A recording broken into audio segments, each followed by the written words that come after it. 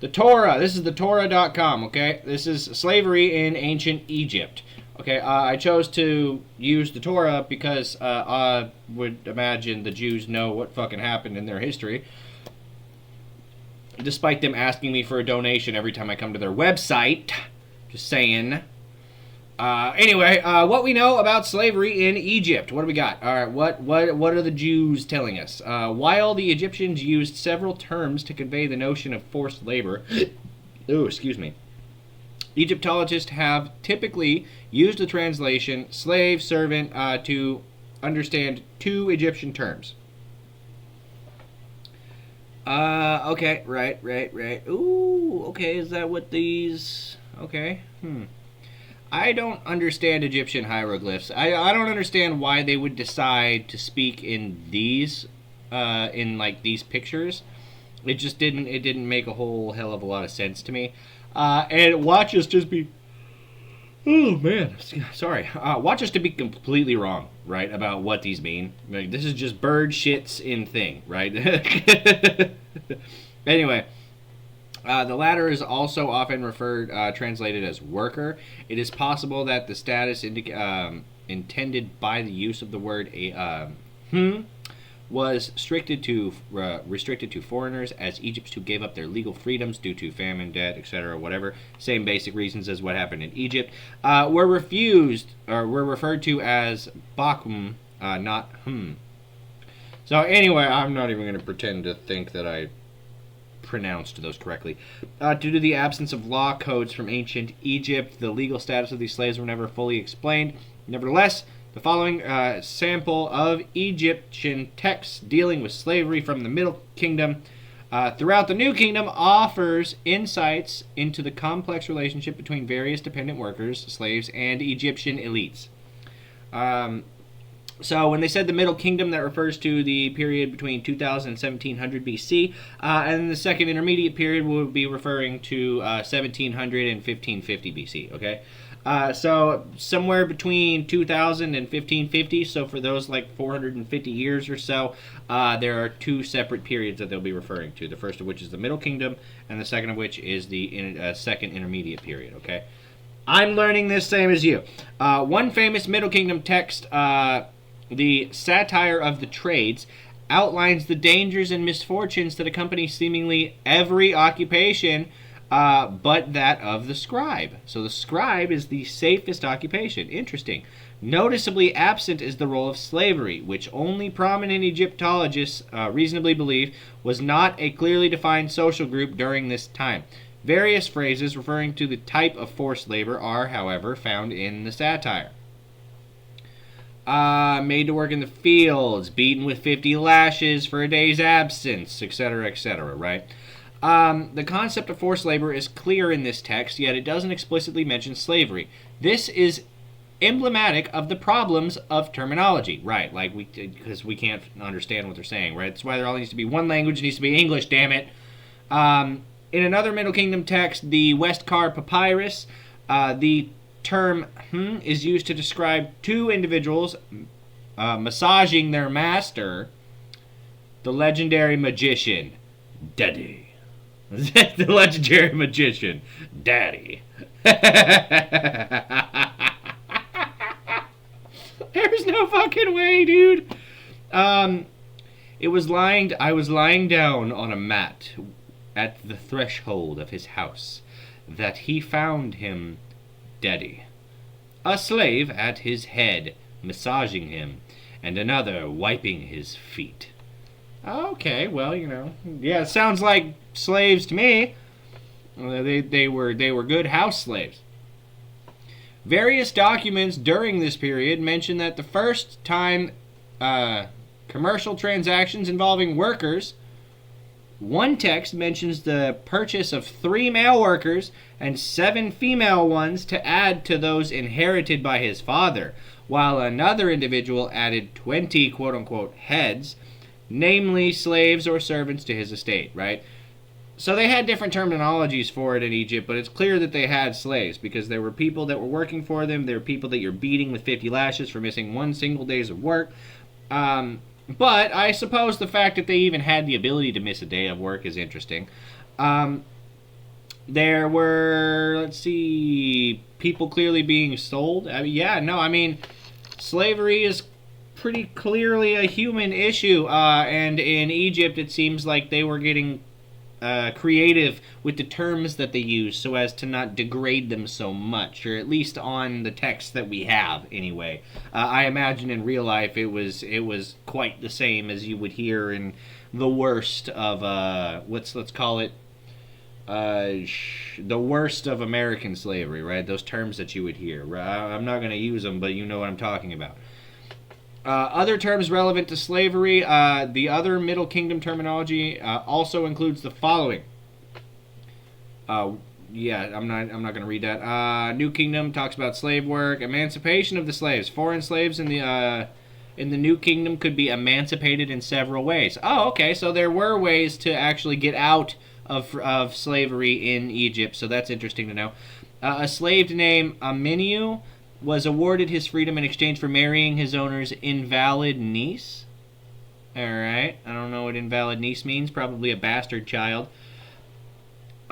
Slaves could also be freed through adoption, as was the case for the children of the slave girl Denehitiri. Sure.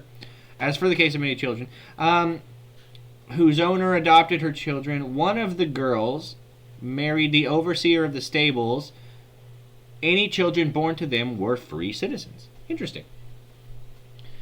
Another path to freedom was to be purified by the king himself.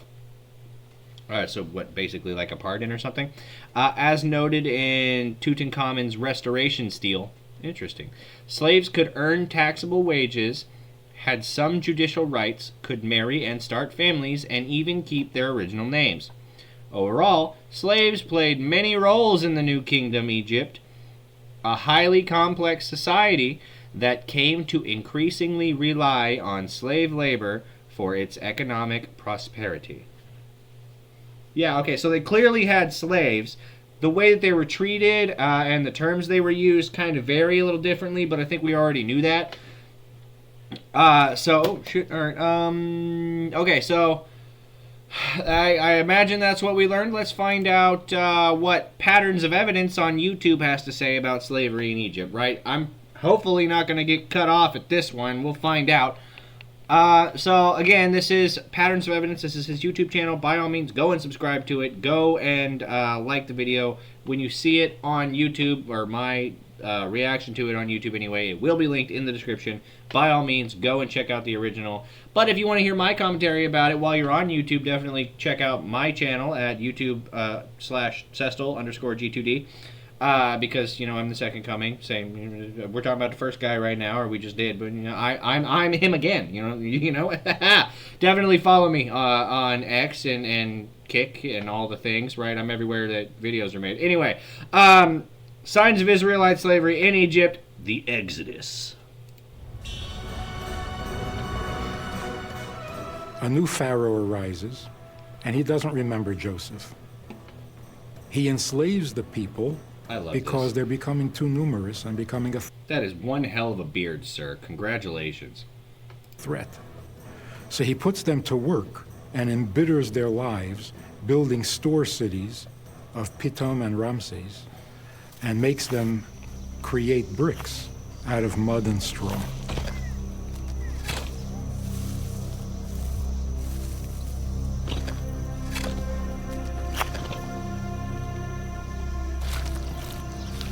It was intriguing to see this type of construction in different parts of Egypt. Were any of these bricks molded by the hands of Israelite slaves? Likely a lot of them, but not the pyramids. The pyramids were done by aliens, but these ones here are definitely like that's people handiwork, right? Because that's like shitty. However, Mansour was quick to remind me that these types of mud bricks are present throughout Egypt's history and don't prove any connection to the Israelites.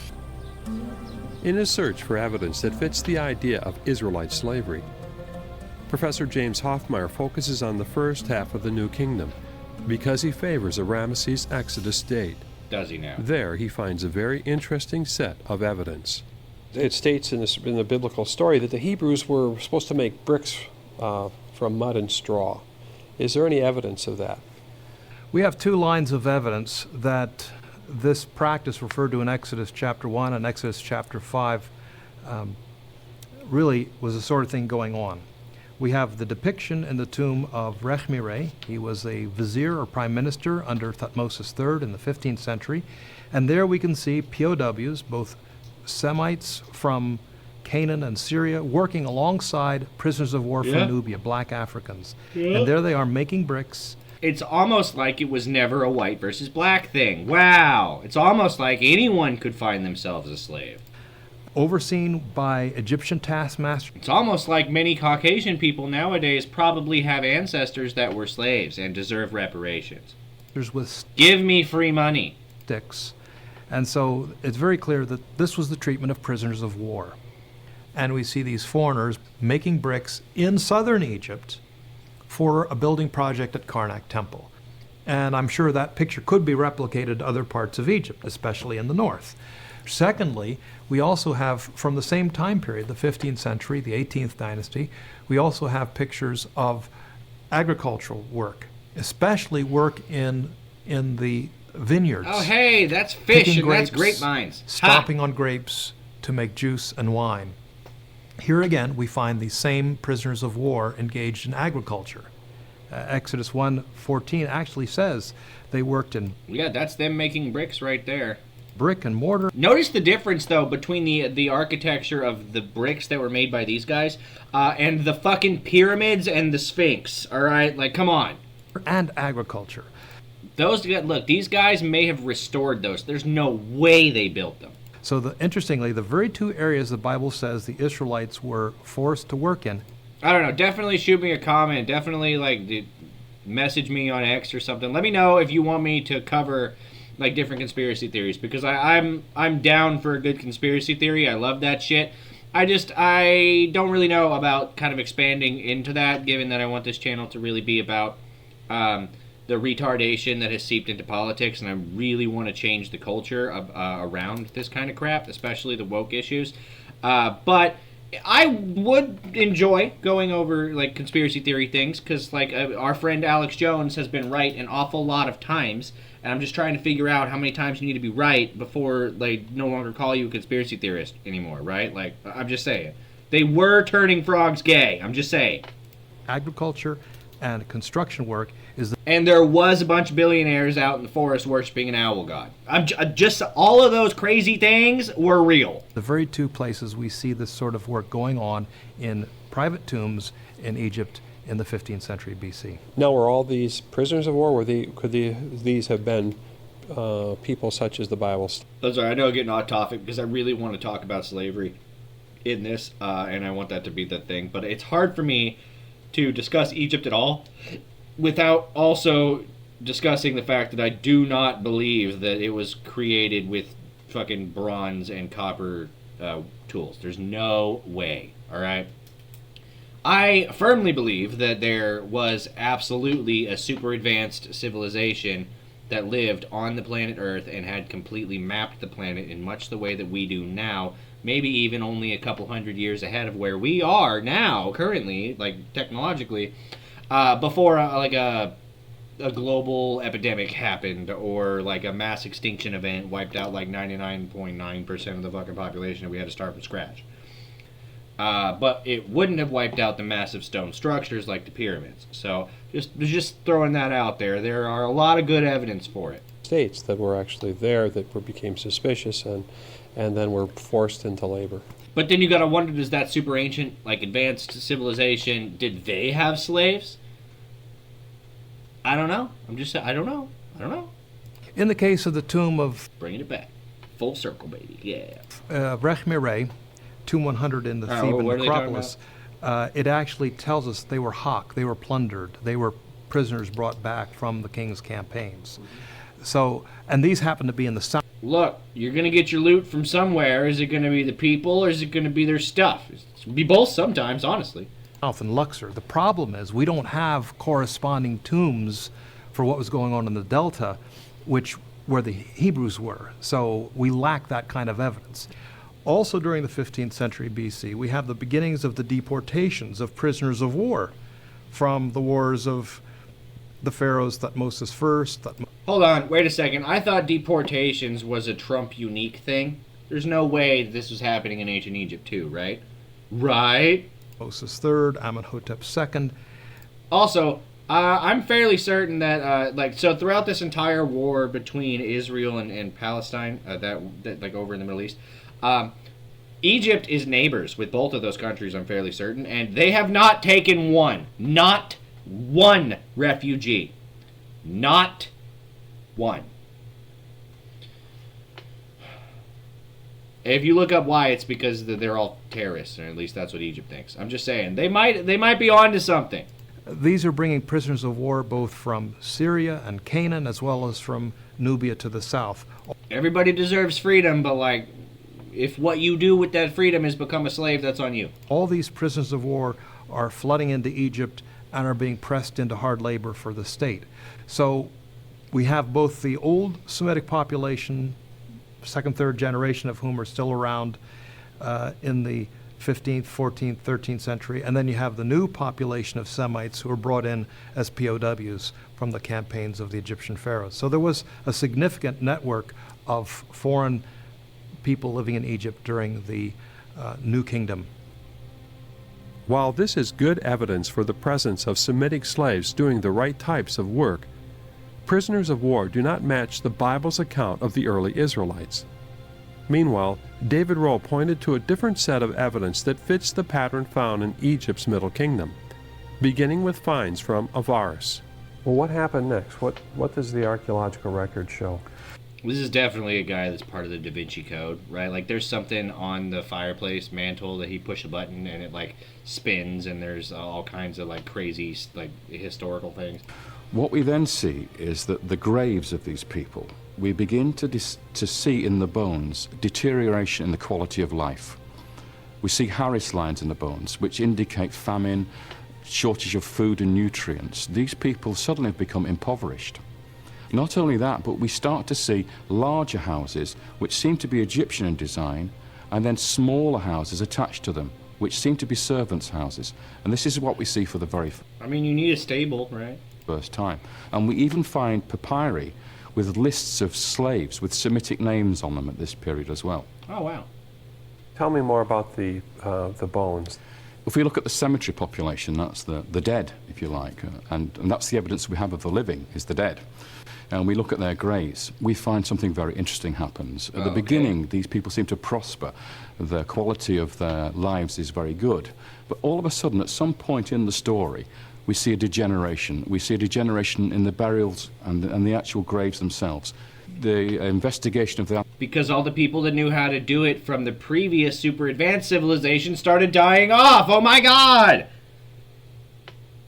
Anthropological. And that's when we had to bring in slaves, because like we didn't know what the fuck we were doing, so we just bring a bunch of people. Many hands make light work, say the Amish, right? So just a bunch of like free people that will do whatever I say out there picking grapes and like shucking corn and shit. Data has shown us that we are dealing with people who lived probably to about 32 to 34 years of age and then died. That's the typical life expectancy of the time. So we're not talking about a people who prospered and went on to live into their 50s and 60s, as you might expect. These people had really tough lives. So how do we explain that? What is the mechanism that we would understand why these people only lived to such a short age? And the obvious answer is slavery. So you're saying that this group that came in that was prosperous then fell on hard times. Yeah. We've got a situation. Just to play devil's advocate here, though, maybe it was slavery, maybe it was the fact that shit was really hard to do back then. Of prosperity followed by a lack of prosperity and a shortage of life. So it seems very clear that these Asiatic peoples, these people have come from the north, speaking a Semitic language, who first of all prospered in this region, have suddenly been enslaved.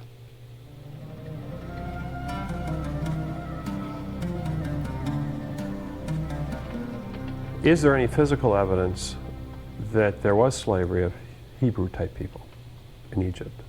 There's one particular document which is quite amazing. It's called the Brooklyn Papyrus. And this Okay, I gotta know. Why the fuck are we asking whether or not there is evidence of there being Hebrew slaves specifically? Like, I don't get it, right? Are we just trying to say, oh, well, the Jews were never actually Egyptian slaves, so they don't have a terrible history? Are these the same people that are saying the Holocaust didn't happen? Like, what? No, listen, guys. The Jewish religion has been historically the most oppressed actual religion that doesn't like teach you to hate people. Historically, those are just the facts. actually is a list of domestic servants from one estate. We have maybe up to 100 people listed as slaves in Egypt. When we look at those names, 70% of them are Semitic names. And you can literally pick off Israelite names in there. Menachem, Issachar, and Asher, the names of two other tribes of Israel. Shifra, one of the Hebrew midwives in the Exodus story. A name that appears in this document. Interesting. These are Hebrew Israelite slaves, and they're in a papyrus from the 13th dynasty, not from the 19th dynasty, not from the time... Hey, listen, if one of the midwives from the actual, like, Exodus Bible, like, story, if one of the midwives' names is on this document, as far as I'm concerned, that fucking proves it. Like, that proves that shit happened. Now, I don't know about the whole Moses parting the Red Sea thing, though I do really want God to be gangster like that, at least nowadays.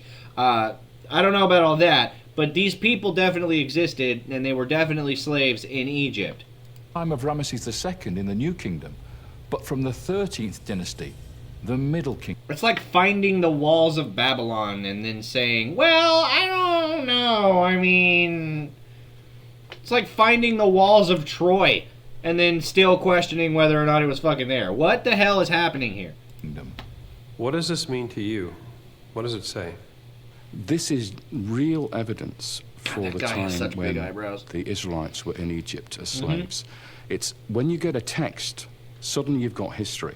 Archaeology, you have to interpret. When you have a text, this is something very different. David, can you put a specific date on the Brooklyn Papyrus? The Brooklyn Papyrus is dated to one reign. The name of the king appears on it, and the king is called Sobekotep III. Now, he's the first king of a... What? Sobekotep?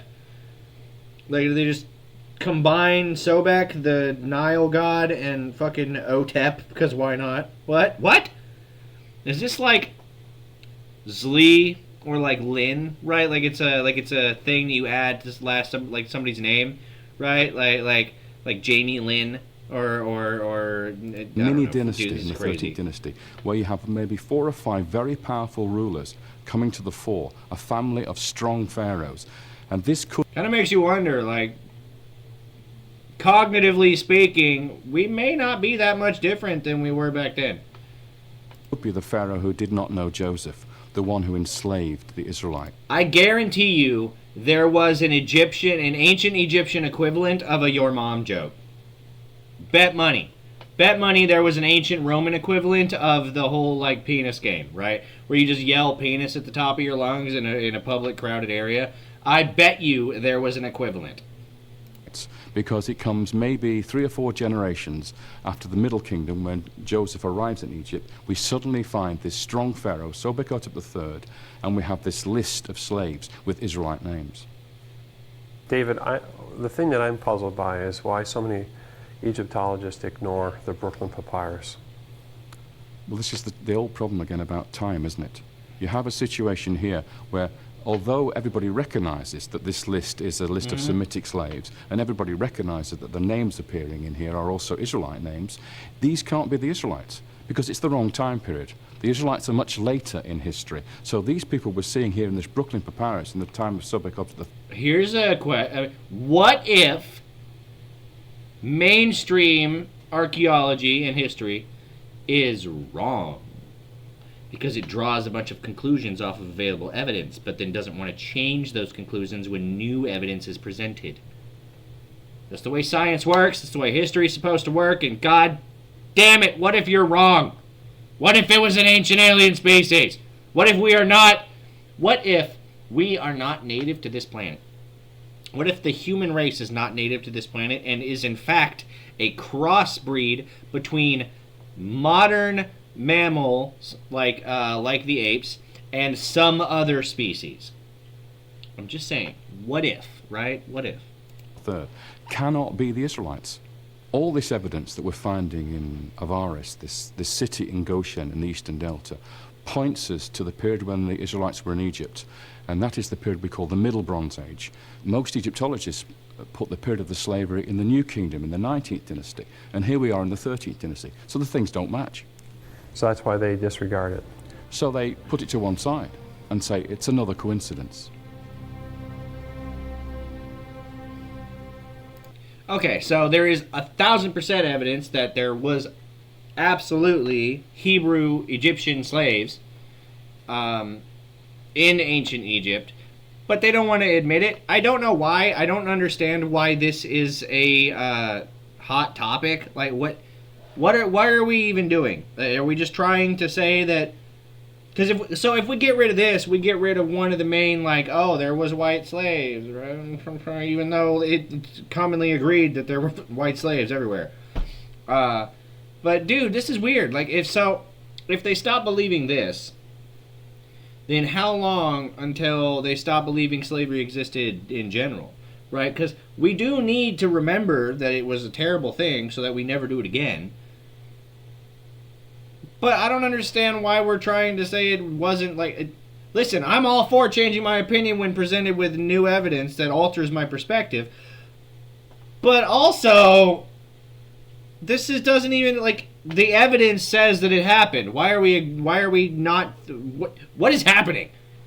Oh my god. Definitely like this video. Definitely follow me on Kick. Definitely put in the chat, put in comment sections, let me know. If you were a gladiator in the Roman Colosseum, what would your fighting style be? And you can only use the weapons that were, like, available in the time. You can't, like, oh, I'm going to show up with a gun and kill everybody. No. That's not how it works. You have to do it.